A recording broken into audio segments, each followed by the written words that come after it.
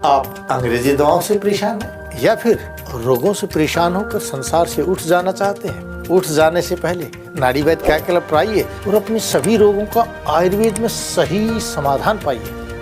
साथियों, इस वीडियो को ज़्यादा से ज़्यादा लाइक करें, कमेंट करें, शेयर करें और चैनल को सब्सक्राइब करना ना भूलें।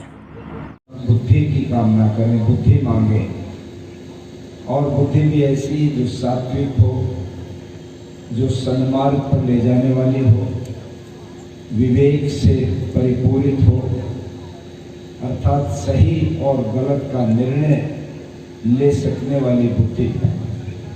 प्रभु, आप हमें ऐसी बुद्धि दीजिए और हमारी बुद्धि में ये प्रेरणा दीजिए कि हम सन्मार्ग पर चलें, हम जीवन में कभी भी अपने मार्ग से भटके नहीं।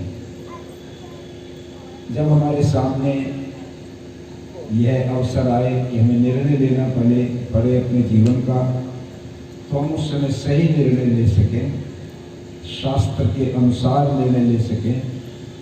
ये प्रार्थना इस गायत्री मंत्र के माध्यम से हम परमात्मा से नियमित किया करें। एक सुझाव इस मंत्र को बोलने से पहले साथ साथ मैं यह भी देना चाहता हूँ, हम जितने लोग भी यहाँ पर विद्यमान हैं और जो भी इस विचार को सुन रहे हैं, वे सब लोग एक निश्चय कर लें कि हम प्रतिदिन रात्रि को सोने से पहले अपना आत्म आलोचन अवश्य किया करें।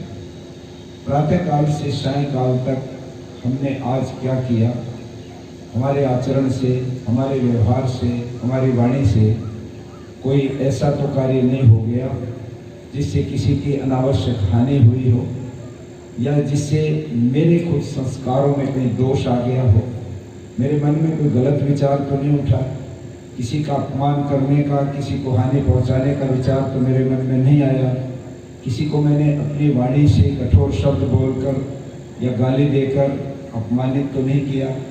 ये सारी बातें शाम को सोने से पहले एक बार हम सब लोग आत्मालोचन किया करें। और यदि आपको ये लगता है कि हाँ, आज कहीं ना कहीं मुझसे व्यवहार से भूल हो चुकी है, तो उसको आप अपने अंदर से ये इच्छा व्यक्त कीजिए कि मैं इसका प्रायश्चित करता हूँ या करती हूँ। ये गलती मुझसे क्यों हुई, ये तो मेरे लिए बहुत नुकसान की चीज़ हो गई, क्योंकि मेरे जो कर्मों का लेखा जोखा है, संस्कारों का जो संग्रह है मेरे अंदर, उनमें ये संस्कार क्यों जोड़ लिया मैंने कि मैंने किसी का व्यवहार से नुकसान कर दिया, मैंने अपने संस्कार खराब कर लिए। जब ये हम सोचेंगे तो कहेंगे कि मैं इसका प्रायश्चित करता हूँ। और प्रायश्चित के दो तरीके, एक तो आप मौन हो जाइए, 1 घंटा 2 घंटे सोचते रहिए, ईश्वर मैं ये गलती कैसे कर सकता हूँ, मुझे दोबारा ये गलती बिल्कुल नहीं करनी है। प्रायश्चित कीजिए, अपने आप को थोड़ा सा तकलीफ दीजिए, थोड़ा सा नींद छोड़ दीजिएगा, आधा घंटे 1 घंटे फालतू जाइए, सोचते रहिए कि ये गलती दोबारा नहीं होनी चाहिए मुझसे, ये मेरे लिए हानिकर है। और इस प्रकार से कई बार यदि ज़्यादा बड़ी गलती महसूस हो तो पूरा दिन भर भोजन छोड़कर शरीर को थोड़ा कष्ट दे दीजिए, अपने आप को स्वयं दंडित कीजिए। ये प्रायश्चित यदि हम करने लगे और प्रतिदिन आत्म आलोचन करके सोए, तो आप देखेंगे जीवन में बहुत बड़े परिवर्तन आने शुरू हो जाएंगे।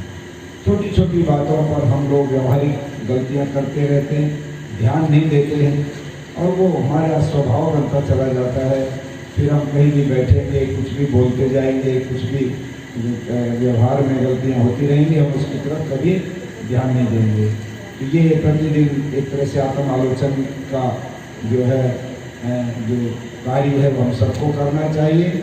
और शाम को सोने से पहले 3, 5, 7, 11 जितने आपको लगता है कि किस बार गायत्री मंत्र बोलकर और उसमें ये प्रार्थना करके, प्रभु मुझे बुद्धि के स्तर पर मैं कभी भी भटकाव की तरफ न जाऊँ, ऐसी शक्ति मुझे दो, ऐसी प्रेरणा मुझे देते रहो। ये गायत्री मंत्र बोल के सो, और उठने के बाद ईश्वर का 1 मिनट के लिए बैठकर धन्यवाद करो।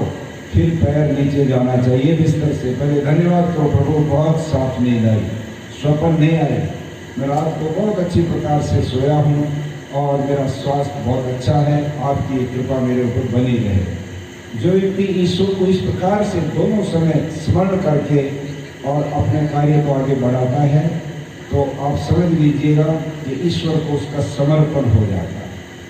ईश्वर को हर समय हाजिर नाजिर आत्मा है, वो हर समय रहता है। जब भी हम कोई अपना काम करते हैं मान के करें ईश्वर मेरा दृष्टा है, मेरे कार्य का इस समय ईश्वर साक्षी है और उसी ने मेरे कार्य का फल मुझे देना है।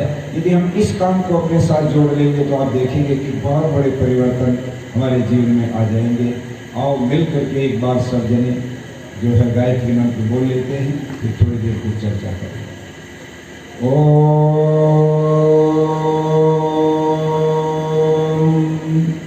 भूर्भुवः स्वः तत्सवितुर्वरेण्यं भर्गो देवस्य धीमहि धियो यो नः प्रचोदयात्। ॐ शन्नो मित्रः संवरुणः शन्नो भवत्वर्यमा शन्नेन्द्रो बृहस्पतिः शन्नो विष्णुरुक्रमः। नमो ब्रह्मणे नमस्ते वायो त्वमेव प्रत्यक्षं ब्रह्मासि त्वमेव प्रत्यक्षं ब्रह्म वदिष्यामि ऋतं वदिष्यामि सत्यं वदिष्यामि। तन्मामवतु तद्वक्तारमवतु अवतु मामवतु वक्तारम्।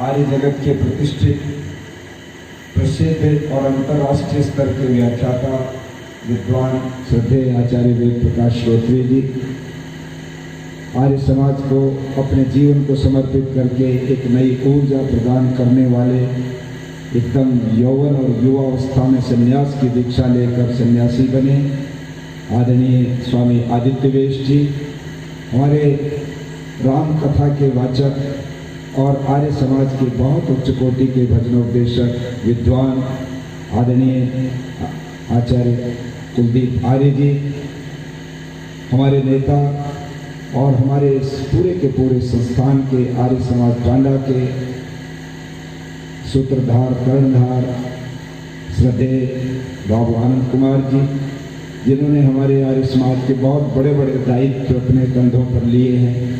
आर्य प्रतिनिधि सभा बंगाल के वर्षों तक प्रधान रहे, सार्वदेशिक आर्य प्रतिनिधि सभा के बहुत वर्षों तक कार्यकारी प्रधान भी रहे और बड़े पदों पर आपने दायित्व संभाले और आज भी इस अवस्था में अपने जीवन को महर्षि के मिशन के साथ जोड़कर उनके सामर्थ्य से भी बहुत अधिक दायित्व आप निभा रहे हैं। प्रेरणादायक व्यक्तित्व है आपका।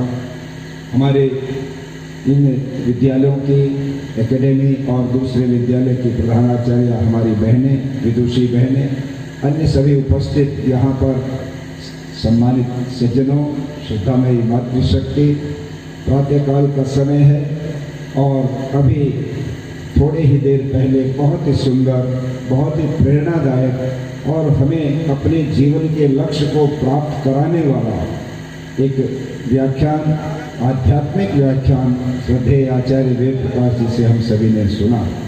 निस्संदेह यज्ञ का जो सार है वो आज उन्होंने अपने शब्दों से बहुत ही गूढ़ अर्थों को सरल बनाकर हम सब लोगों के सामने परोसा और मैं देख रहा था कि श्रोता उसको इतने आनंद के साथ, इतने संतोष के साथ, इतनी सहमति के साथ स्वीकार करते जा रहे थे कि जैसे एक एक शब्द उनके हृदय पर अंकित होता जा रहा है। इसके लिए मैं अपने आप को भी सौभाग्यशाली समझता हूँ कि इतना सुंदर एक सार गर्भे और प्रेरणादायक व्याख्यान आज प्रातःकाल सुनने को मिला। मैंने कल आपके सामने एक मंत्र के माध्यम से थोड़ी चर्चा प्रारंभ की थी कि वेद का एक मंत्र है जिस मंत्र के द्वारा परमपिता परमात्मा मनुष्यों को ये प्रेरणा देते हैं कि यदि तुम अपने जीवन को सफल बनाना चाहते हो, इस मनुष्य जीवन में आकर के इसको सार्थक बनाना चाहते हो, इसको रेलेवेंट बनाना चाहते हो, तो क्या करना चाहिए कि 4 ऐसी बातें उस मंत्र के अंदर दी गई जिनको जीवन में अगर हम अपना लेते हैं तो हम अपने जीवन को सार्थक भी बनाते हैं, उसको हम सफल भी बना सकते हैं। और उसमें 4 बातें हैं: स्वधो परिहित, श्रद्धया परियूढ़ा, दीक्षा गुप्ता, यज्ञे प्रतिष्ठिता। स्वधोपरि परोपकार के लिए अपना अन्न धन शक्ति हम लोगों को लगा देनी चाहिए। हम परोपकारी बने, हम समाज के प्रति अपने आप को समर्पित करें, हम ईश्वर की इस व्यवस्था को अपने हृदय के अंदर आत्मसात करें। एक एक वस्तु को उस परमात्मा ने इस संसार में बनाया हुआ है और उन सभी स्थानों पर वो ईश्वर विद्यमान है। हम उसको इसी भाव से देखें कि परमात्मा ने कितना सुंदर ये प्रबंध हम लोगों को करके दे दिया और हमें इसमें भेज करके कहा कि इनका उपभोग करते हुए, इन साधनों का प्रयोग करते हुए तुम अपने जीवन की यात्रा को आगे बढ़ाओ। और कहाँ जाओ? तो लक्ष्य बता दिया, धर्म अर्थ काम और मोक्ष का पुरुषार्थ चतुष्टय का एक सिद्धांत तय कर दिया। ये है तुम्हारी यात्रा के पड़ाव। तुमको धर्म करते हुए, अर्थ का उपार्जन करते हुए, अपनी इच्छाओं की जो है पूर्ति त्याग भाव से, तप से पूरी करते हुए तुमको आगे बढ़ना है। और आगे बढ़ करके कहाँ पहुँचोगे? तुम्हें मोक्ष की तरफ ले जाएगा, मुक्ति में तुम पहुँच जाओगे, जहाँ पर सब प्रकार के आनंद की वर्षा बह रही है। और वही बात प्रातः काल के व्याख्यान में क्रमबद्ध तरीके से आचार्य जी ने हमको आज समझाई। ये जो 4 बिंदु हैं, इनसे क्या होता है? जो व्यक्ति इन 4 सीढ़ियों के ऊपर चढ़ करके आगे बढ़ने लगता है, तो जब वो संसार से जाता है तो हंसता हुआ जाता है। हंसता है कि मैंने जीवन को कितना सुंदर तरीके से जी करके देखा, मैं संतुष्ट हूँ, मैं आनंदित हूँ। पूरे जीवन में मैंने जिस प्रकार से अपने व्यवहार को बनाया, जिस प्रकार से मैंने लोगों के साथ अपना व्यवहार किया, जिस प्रकार से मैंने साधना की, जिस प्रकार से मैंने सेवा की, परोपकार किया और अपने लिए भी ज्ञान को अधिक से अधिक इकट्ठा करके अपना बौद्धिक और आत्मिक स्तर बहुत ऊंचा बना लिया, अब मैं ये कह सकता हूँ कि मेरा जीवन निरर्थक नहीं बल्कि सार्थक हो गया है। और वो हंसता हुआ ईश्वर को समर्पित होके जाता है। महर्षि दयानंद सरस्वती के जीवन की वो घटना कभी हम लोग भूलते रहे हैं कि जब उनको जहर के साथ पिघला हुआ शीशा दूध में मिला करके पिला दिया गया और उसके कारण से उनके भीतर जो शीशा था अपने स्वभाव के अनुरूप आंतों के अंदर जा करके चिपक गया। सारी आंतें जो है वो पूरी तरह से घायल हो गई, उनमें घाव पड़ गए, इन्फेक्शन हो गए। जहर ने ब्लड में जाकर के पूरे शरीर के अंदर अपना कब्जा कर लिया और ऋषि दयानंद प्राणायाम के बल पर उस जहर को निकालने का प्रयास तो करते रहे, किंतु जो शीशा पिलाया था उस शीशे का कोई उपाय, कोई विकल्प उनके पास था नहीं। धीरे धीरे शरीर कमजोर होता चला गया और एक दिन वो समय आ गया कि जब अजमेर की विनायक कोठी में स्वामी दयानंद जी दीपावली के दिन अपने बिस्तर पर लेटे हुए हैं। चारों तरफ से उनके अनुयायी, उनके जो शिष्य लोग थे, उनके जो भक्त लोग थे, वो आने लगे कि ऋषि दयानंद के दर्शन करना हम सब के लिए इस समय बहुत आवश्यक होगा। उस समय लाहौर से भी एक दल आया, एक प्रतिनिधि मंडल आया जो अजमेर पहुंचा स्वामी दयानंद के दर्शन करने के लिए। शाम का लगभग 5 बजे का समय था। स्वामी जी जो है करवटें बदल रहे थे, कभी बिस्तर पर बैठ जाते थे, उल्टी होती थी, वो भी रक्त से भरा हुआ उल्टी का जो है कुल्ला उनका भार गिरता था। शरीर पूरा का पूरा छलनी फफोले बनकर फूट रहा था और दस्त भी लगता था, तो उसमें भी पूरा रक्त और भीतर से आंतों के छोटे टुकड़े, मांस के टुकड़े कटकर बाहर आ रहे थे। इतनी भयंकर पीड़ा और व्याधि उनके शरीर में हो चुकी थी। और परंतु उस समय भी ऋषि दयानंद के चेहरे के ऊपर ओज और तेज विद्यमान था।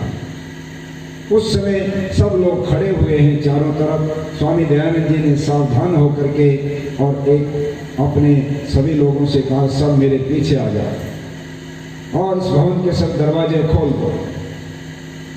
शायद उस समय हो सकता है कि जिस भवन में वो लेटे थे, हम लोगों ने तो यही मान लिया कि इस भवन के दरवाजे खोल दो और मेरे पीछे आ जाओ। किंतु इसका अगर दूसरा भाव हम निकाल करके देखें कि जो भवन आर्य समाज का ऋषि दयानंद ने बनाया था, शायद स्वामी दयानंद जी आर्य समाज के लोगों को ये कहना चाहते होंगे कि इस आर्य समाज के भवन के द्वार सबके लिए खोल दो, जो आर्य समाज के अंदर आना चाहता उसका स्वागत करो और सब लोग मेरे पीछे आ जाओ। अर्थात जिस वेद की विद्या को मैंने अपने जीवन का संबल बनाया है, मैंने अपने जीवन का जो लक्ष्य बनाया है उस वेद की विद्या के अनुयायी बन जाओ, उसके पीछे चलो, उसको जीवन में अपना लो। ये शायद संकेत उस समय उन्होंने दिया होगा। किंतु जो घटना घटी वो मैं बताना चाहता हूँ। जब दयानंद इस प्रकार से उनको बोल करके बैठ गए, उस समय उन्होंने प्राणायाम किए और उस समय एक वाक्य वो बोलते हैं, ईश्वर तूने अच्छी लीला की, ईश्वर तूने अच्छी लीला की। लीला ये क्या रचना कर दी। मेरे सामने तो बहुत बड़ा लक्ष्य है। 59 साल की उम्र, 59 ईयर्स ओल्ड स्वामी दयानंद सरस्वती, उस समय कितनी क्या उम्र थी। यदि वो वास्तव में उस जहर के कारण से इस प्रकार से उनके साथ ये द्रोह नहीं किया गया होता तो शायद वो 125 साल से 150 साल से भी पहले इस दुनिया से नहीं जाते। वो आदित्य ब्रह्मचारी थे, वो बहुत त्यागी और तपस्वी थे। वो किसी भी मौसम से, ऋतु से प्रभावित नहीं होते थे। इतना घोर तप उन्होंने किया हुआ था। किंतु उस समय परमात्मा के समक्ष ये शिकायत करते, ईश्वर तूने अच्छी लीला की, ये क्या कर दिया। मेरे सामने तो बहुत बड़ा लक्ष्य है। अभी तो इस धरती के ऊपर, इस धरती की आधी आबादी हमारी माताएं और बहनें जो स्त्री जाति है, उसकी अवस्था में तो बहुत कुछ परिवर्तन होना बाकी है। अभी तो मैंने अभियान शुरू किया है। मैं कहता हूँ स्त्रियों को बराबर आगे लेकर के आओ, उनको विदुषी बनने के लिए पढ़ने का अवसर दो। तो लोग मेरे ऊपर पत्थर फेंकते हैं और कहते हैं दयानंद तुम कैसे व्यक्ति हो, तुम महिलाओं को पढ़ाने की बात करते हो। क्योंकि उस जमाने के लोग, यदि कोई परिवार अपनी बेटी को पढ़ने के लिए बाहर भेज देता था तो उसके लिए लोग कहते थे ये जो परिवार है ये खानदानी परिवार नहीं है, ये कुलहीन परिवार है, ये खाना बदोश परिवार है। लड़कियों को कभी पढ़ाया नहीं जाता, ये परंपरा थी। और दयानंद सरस्वती ने यथे मां वाचन कल्याणी मां वदानी जनेभ्य, इस सिद्धांत को मान करके इसको चुनौती दी थी। स्वामी दयानंद कहते तुमने ये क्या लीला रच दी, इतना बड़ा मेरा कार्य रह गया। गायों के ऊपर कटारी चलती थी तो स्वामी दयानंद लक्ष्य बनाकर चले थे कि 1 करोड़ लोगों के हस्ताक्षर करा के महारानी विक्टोरिया जो मलका हमारे जो लंदन में हमारे ऊपर शासन कर रही है उसके पास भेजना है और बहुत सारे काम करने हैं। किंतु दयानंद ने इतना कहने के बाद अगला ही वाक्य ये बोला, तेरी इच्छा पूर्ण हो। लीला तो तुमने बहुत वैसी रच दी प्रभु, किंतु मैं तुम्हारे सामने समर्पित होता हूँ क्योंकि तुम्हारे नियम के विरुद्ध, तुम्हारे न्याय के विरुद्ध कोई दुनिया का व्यक्ति नहीं जा सकता। तुम्हारा नियम अटल है और मेरा जीवन का शायद यही अंत है। मैं आपके समक्ष समर्पित होता हूँ। दयानंद के चेहरे पर तेज है, ओज है, कोई किसी प्रकार का मलाल नहीं है, कोई निराशा नहीं है, कोई घबराहट और रोने चीखने की बात नहीं है। किंतु वो समर्पित होकर के जाते हैं। कौन होते हैं वे लोग जो जीवन के अंत समय में भी प्रसन्न होकर, खुश होकर, ईश्वर को समर्पित होकर के चले जाते हैं। वे लोग होते हैं जो 4 बातों को जीवन में धारण करते हैं। स्वधो परि, श्रद्धा परियोड़ा, जो श्रद्धा को जीवन में ओढ़ लेते हैं। परियोड़ा, श्रद्धा को जीवन में ओढ़ लो। कैसे ओढ़े श्रद्धा को जीवन में? इसका मतलब क्या होता है? श्रद्धया सत्यम आप्यते, जहां श्रद्धा है वहां सत्य उत्पन्न हो जाता है। और जहां सत्य नहीं है वहां यदि कोई अपने अज्ञान से ये कहे कि नहीं मेरी तो इसमें श्रद्धा है और वहां सत्य है नहीं, तो वो श्रद्धा नहीं है, वो बल्कि अंधश्रद्धा। अर्थात जहां विवेक, जहां बुद्धि, जहां तर्क, जहाँ ईश्वर सृष्टि का सृष्टि नियम, जहाँ और कोई इस प्रकार के विज्ञान की कोई परिभाषा जिस कार्य के साथ नहीं लगी, जिस किसी प्रक्रिया के साथ नहीं है, वहाँ पर अगर हम मानते चले आते हैं, क्योंकि ये बात बहुत समय से आ रही है, परंपरा है, ट्रेडिशन है, मान्यता है, समाज मानता है, हम भी मानते हैं। इसलिए अगर आदमी विवेक से ये तय नहीं कर पाता कि इसमें सत्य है कि नहीं, तो समझ लीजिए वो श्रद्धा नहीं होती, वो अंधश्रद्धा होती है। और अंधश्रद्धा ही बिना विवेक के धीरे धीरे अंधविश्वास में बदल जाता है। और अंधविश्वास जहाँ होता है वहाँ कभी भी आदमी की आत्मिक उन्नति नहीं हो सकती। आत्मिक उन्नति वहाँ होगी जहाँ व्यक्ति पूरी तरह से विवेचना करके, मनन करके, सत्य और असत्य का निष्कर्ष निकाल करके उस चीज को अपनाता है। श्रद्धा को जीवन में ओढ़ लो, सत्य जहाँ है उसी को प्राप्त करो, चाहे वो ईश्वर के बारे में है, चाहे वो धर्म के बारे में है, चाहे वो जीवन के और दूसरे जो पहलू उनके बारे में है। यदि वहां पर सत्य नहीं है उसको अपनाने की कोई जरूरत नहीं, उसको छोड़ देना चाहिए। दीक्षा गुप्ता, जीवन के अंदर दीक्षा लेना सीखो। और दीक्षा क्या होती है? व्रतेन दीक्षा माप होती, व्रत से दीक्षा पैदा होती है। व्रत लीजिए, संकल्प कीजिए। मुझे माफ करेंगे हमारी बहनें, विशेष रूप से आपसे निवेदन करूंगा, आप सभी, पता नहीं सब करते हैं कि नहीं, मैं नहीं जानता, प्राय हमारे देश में हमारी माताएं बहनें बहुत किस्म के व्रत करती हैं और उन व्रतों में अलग अलग उनकी मनोकामनाएं होती हैं। उन व्रतों में इच्छाएं होती हैं कि आज हमने व्रत इसलिए किया है कि मेरे पति का स्वास्थ्य अच्छा हो जाए, करवा चौथ का व्रत है। आज हमने व्रत इसलिए किया है कि आज महाशिवरात्रि है, व्रत खोल करके ही भोजन करेंगे, तो हमारी कोई और मनोकामनाएं होती हैं। फिर कोई और किसी पर्व का व्रत आता है।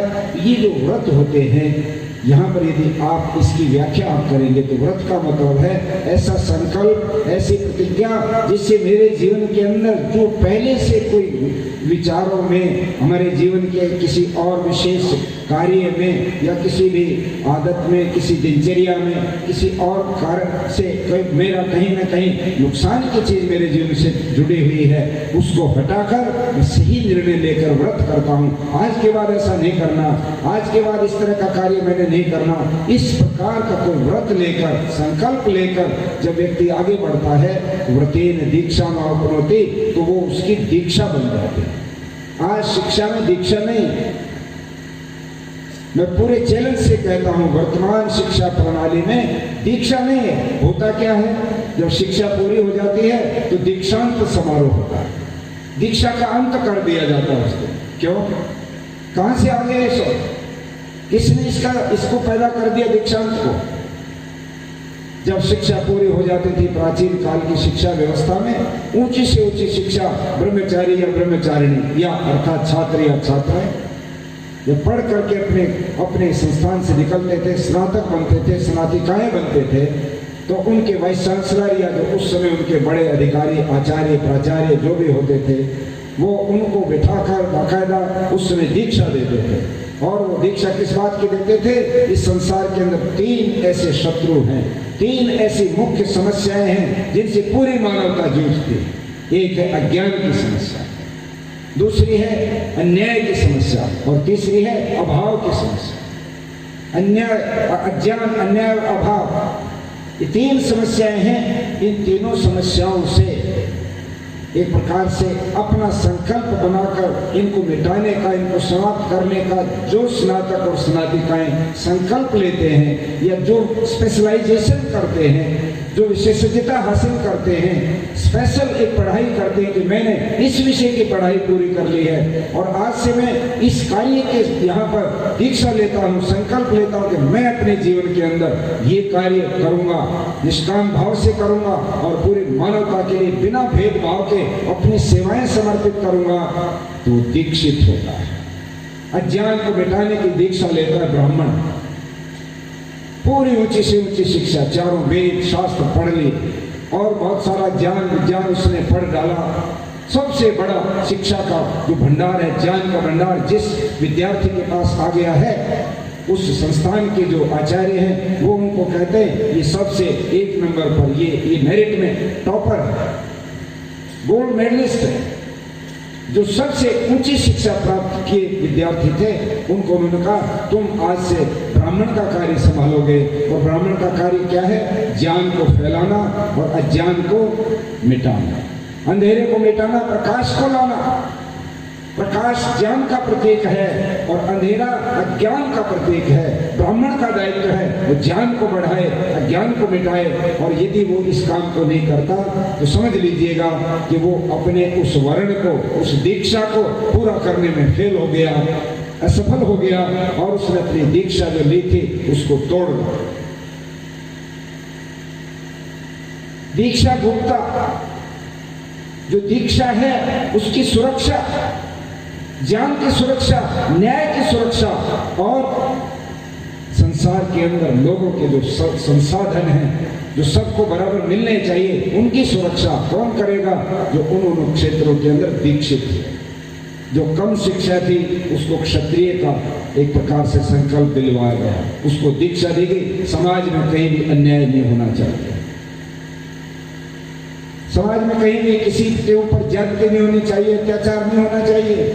किंतु मैं देखता हूं यदि कोई अबला, कोई विधवा जिस बेचारी का घर में पति भी नहीं है और बेटा भी नहीं है, एक आध बेटी थी, वो भी शादी होकर अपने ससुराल चली गई, वो अकेली है और उसके ऊपर किसी ने भी किसी भावना से आक्रमण कर दिया और वो अपनी एफआईआर लिखवाने के लिए अगर पुलिस में चली गई तो पुलिस का जो अधिकारी है वहाँ पर वो उसकी तरफ घूर करके देखने लगे और उसको देख करके ये मन में इच्छा बना डाले कि इसकी एफआईआर लिखूं तो मैं, पर ये मेरे किस काम की चीज है, क्या ये मुझे कुछ बहुत बड़े पैसा दे सकती है या मैं और इससे कोई अपने जीवन की कोई चैन पूरी कर सकता हूँ। यदि उसके मन में उस समय ये बात आती है, मैं कहता हूँ वो क्षत्रिय वो एक तरह से उसके लिए धिक्कार है कि उसने अपनी प्रतिज्ञा को तोड़ दिया। आज न ब्राह्मण न क्षत्रिय और न ही वैश्य अपने पूरे दायित्व को पूरा कर पा रहा है और इसलिए पूरे समाज में, पूरी मानवता में कोहरा हो रहा है। हर जगह अफरा तफरी है, कोई भी वर्ण अपने कार्य को पूरा नहीं कर रहा है।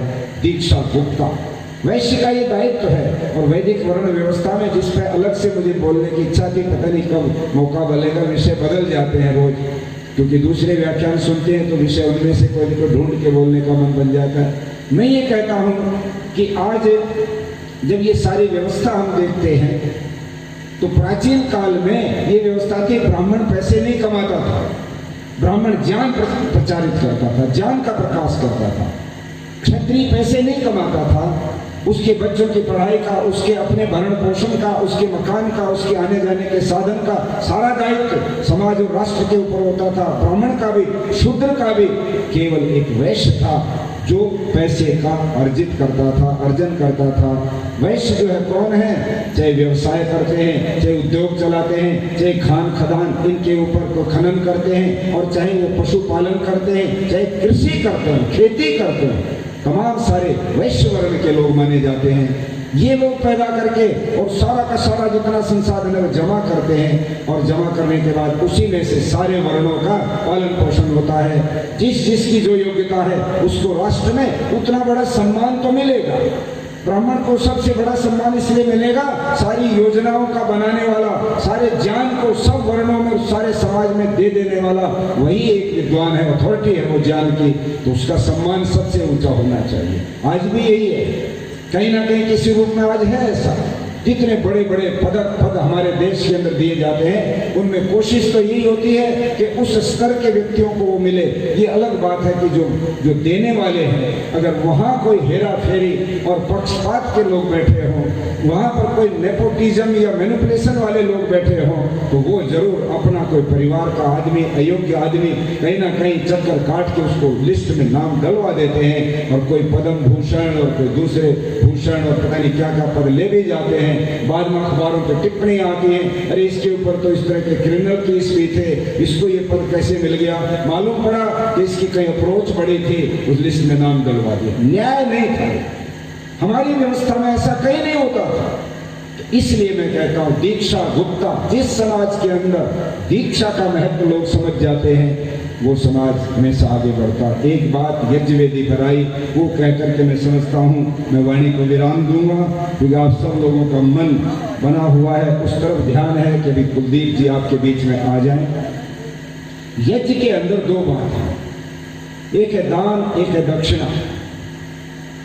और मैं महाभारत का यहाँ पर प्रसंग आपके सामने रखना चाहता हूँ, जिस समय यक्ष बराबर सारे पांडवों से प्रश्न पूछता रहा और वो प्रश्न में बता करके पानी पी करके बेहोश होते रहे। सबसे अंत में उनके सबसे बड़े भ्राता युधिष्ठिर जब आए तो वही प्रश्न यक्ष ने उनसे भी किया, सुनो पहले मेरे प्रश्नों का उत्तर दो, उसके पश्चात पानी पीना, नहीं तो तुम्हारा भी यही हाल हो जाएगा जो तुम्हारे भाइयों का हो चुका है। युधिष्ठिर बुद्धिमान था, रुक गया, उसने कहा कौन हो तुम?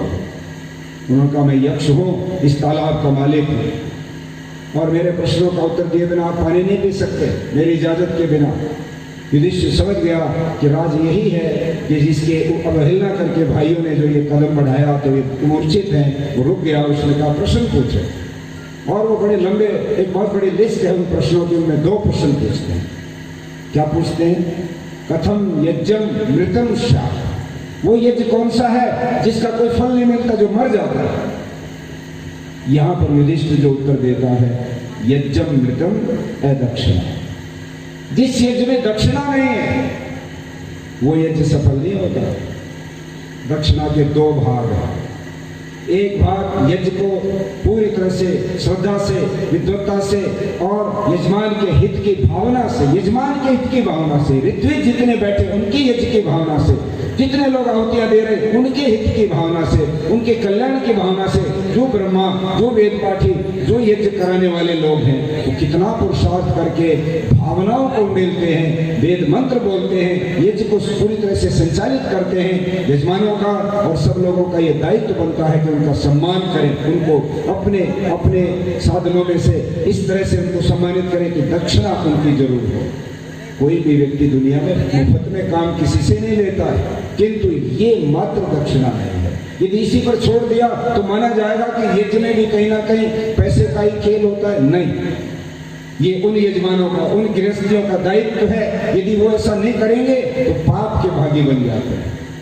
काम तो ले लिया, पुरुषार्थ तो करवा लिया, बेचारे इतना जोर जोर से सुबह इतना जल्दी उठ करके इतनी साधना करके सोच के विचार करके आते हैं, और हम लोग हैं कि कितना निष्ठुर कि कोई भी उनका सम्मान हम नहीं करते। ये उसमें नहीं है। कि दूसरी जो दक्षिणा है वो ये है, कल जब पूर्ण आहुति होगी, जितने अब तक यजमान बन चुके हैं और जो नहीं बन चुके हैं वे भी मैं कहना चाहता हूँ, आप यदि उस यज्ञ में खड़े होकर सामूहिक रूप से, और यज्ञ के ब्रह्मा जी से भी निवेदन करूंगा कि कोई ना कोई संकल्प रूपी ऐसा व्रत उनका होना चाहिए जिससे उनका जीवन बदले, जिससे उनके जीवन में एक नया परिवर्तन आ जाए, कि आज से मन में वो संकल्प लेके रात को आराम से सोच के आना कि कल मैंने यज्ञ में इस बात की आहुति देनी है कि आज तक मेरे जीवन के अंदर एक बहुत बड़ी त्रुटि मैं देख रहा हूँ या देख रही हूँ, जो मैं कभी भी आज तक उसके बारे में सोचा नहीं, पर जितने विचार सुने हैं अब तो जीवन बदलने का समय आ गया है। और इस बुराई को कल मैंने यज्ञ के समक्ष उपस्थित होकर विद्वानों, सन्यासियों, बड़े बुजुर्गों और वहाँ समाज के लोगों के सामने और यज्ञ अग्नि के सामने ये व्रत मैंने लेना है, दीक्षित होना है मुझे। ये है दक्षिणा उस ब्रह्मा की। यदि आपने ऐसा नहीं किया तो ब्रह्मा जी का ये यज्ञ भी अधूरा रह जाएगा। अपने यजमानों के द्वारा उस यज्ञ में आहुति देने वाले लोगों के द्वारा अगर संकल्प नहीं होता तो यज्ञ अधूरा रह जाता है। ये उसकी दक्षिणा। और दूसरा होता है दान। आप लोगों को दान के बारे में भी बहुत समझने की जरूरत है। यक्ष ने पूछा, कथम दानम मृतम शाद, वो कौन सा दान है जो सफल नहीं होता, जो मर जाता है। दूसरा प्रश्न यक्ष का ये है उसके अंदर, तो वहां पर वो उत्तर दे करके कहता, दानम मृतम है श्रोत्रियम, वेद प्रकाश श्रोत्रिय, ये श्रोत्रिय है, ये वेदज्ञ है। जो दान वेद के कार्यों में, वेदानुकूल व्यवस्थाओं, वेदानुकूल चीजों और उन लोगों की सेवा में नहीं जाता जो वास्तव में जरूरतमंद है, यज्ञ में नहीं जाता हो, गाय की सेवा में नहीं जाता हो, कोई यतीम, अनाथ, कोई अबला उसकी सेवा में नहीं जाता हो, राष्ट्र की सेवा में नहीं जाता हो, और इसी प्रकार से वेद के प्रचार और प्रसार में नहीं जाता हो, या समाज को सुंदर बनाने के लिए जो प्रकल्प चलते हैं उनमें वो दान नहीं जाता हो। और जाता हो कहाँ जाता हो कि हम जाते हैं, कहाँ जाते हैं, तो हमारे विद्वान ने बड़ा सुंदर अपना अनुभव सुनाते हुए बताया था, और मैं दंग रह गया उनकी बात सुनकर, कि वो रेल में यात्रा कर रहे हैं और जब रेल नर्मदा नदी को पार करने के लिए उसके नजदीक पहुंचे तो उनके सामने एक दंपत्ति, बड़ा संभ्रांत परिवार था, पति पत्नी दोनों एज थे, लगभग 70 साल की उम्र रही होगी। पति ने पत्नी से कहा धीरे से कि अपने बैग में हाथ डालो और कुछ सिक्के निकालो, यहाँ पर इस मध्य प्रदेश की गंगा नदी आने वाली है, ये यहाँ की गंगा है नर्मदा, जैसी पवित्र गंगा हरिद्वार में है ऐसी यहाँ की गंगा नर्मदा है, और तुम पैसे निकालो और इस नर्मदा नदी में दान करो। माँ ने तुरंत अपना हाथ उस झोले में डाला और कुछ सिक्के जैसे तैसे करके मुट्ठी भर सिक्के निकाले। जैसे ही रेल नर्मदा नदी के पुल पर चढ़ी, उसने झांकी उठाई, वो शीशा ऊपर चढ़ाया और वो मुट्ठी भर सिक्के नदी में फेंक दिए। वो जो विद्वान बैठा हुआ था, उनकी आकृति भी जैसे आज स्वामी आदित्यवेश जी के पहले दाढ़ी और बाल रखते थे, ये बड़े बड़े लगते थे, बड़े महात्मा, कहीं पहाड़ों में कोई अपनी समाधि छोड़ करके आए होंगे, ऐसे ही उनके भी बाल भी थे, सिर पर भी दाढ़ी भी, चद्दर ओढ़े थे, कटी वस्त्र पहने थे, महात्मा की शक्ल में बैठे थे।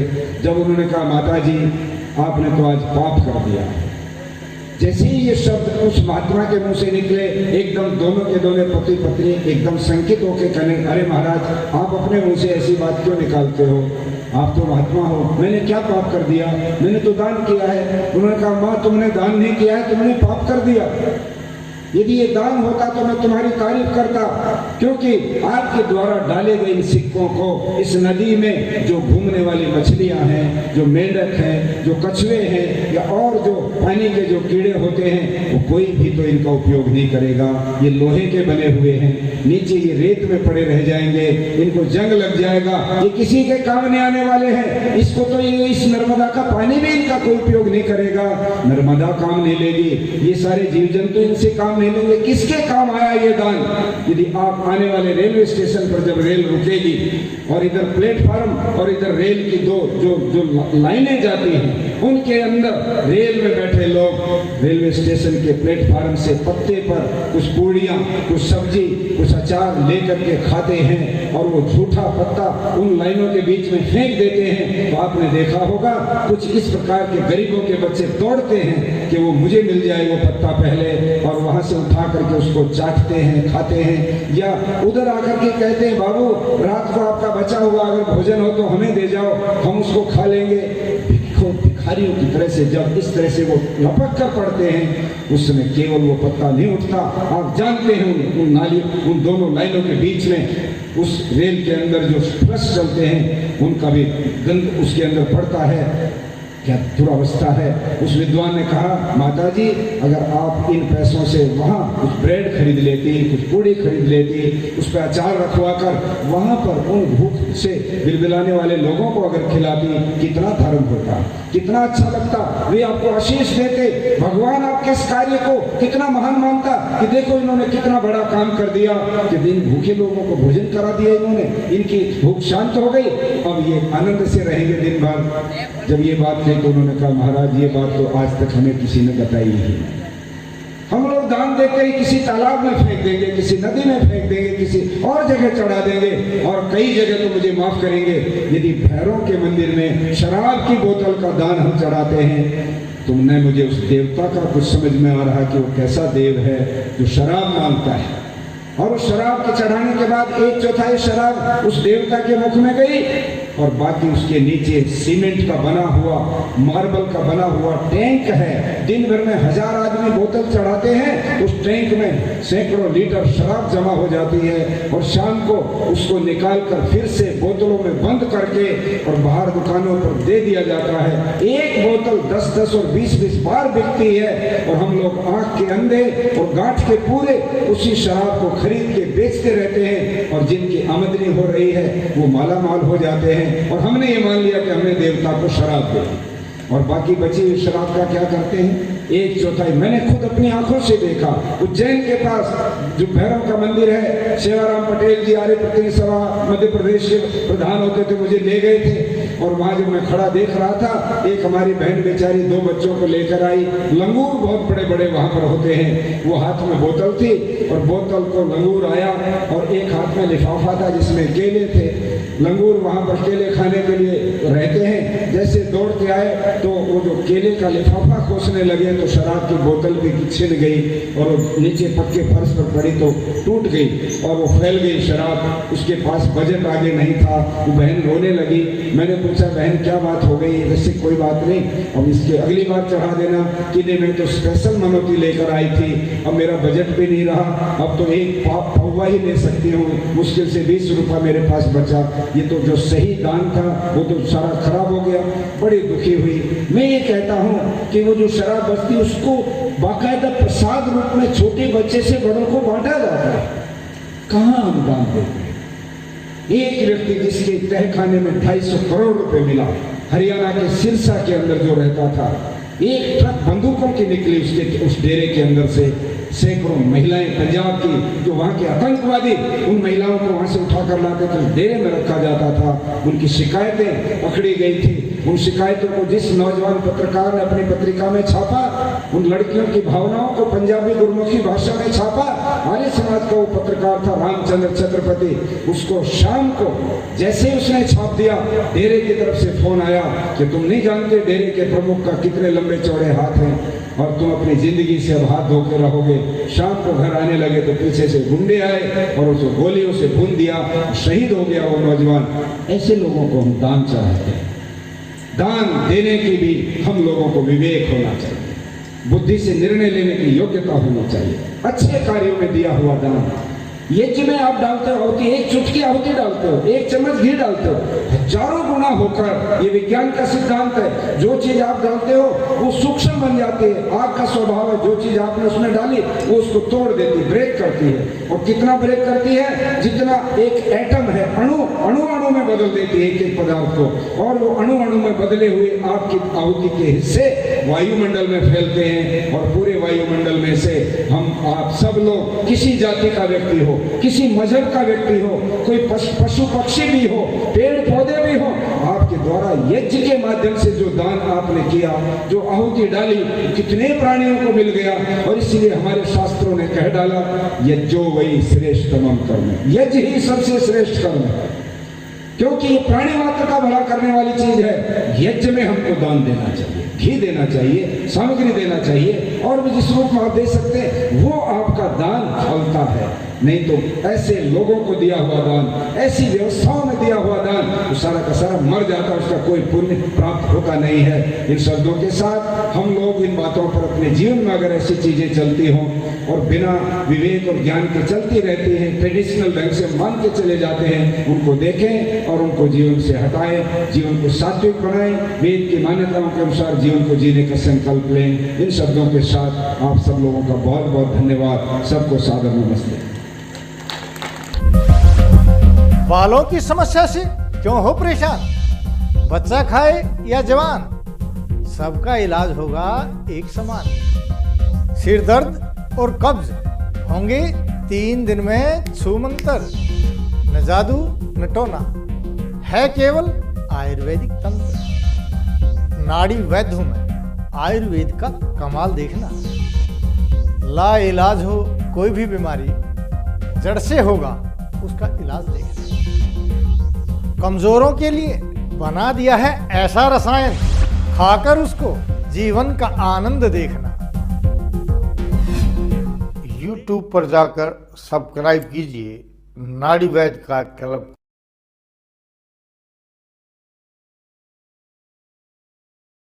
साथियों, इस वीडियो को ज़्यादा से ज़्यादा लाइक करें, कमेंट करें, शेयर करें और चैनल को सब्सक्राइब करना ना भूलें।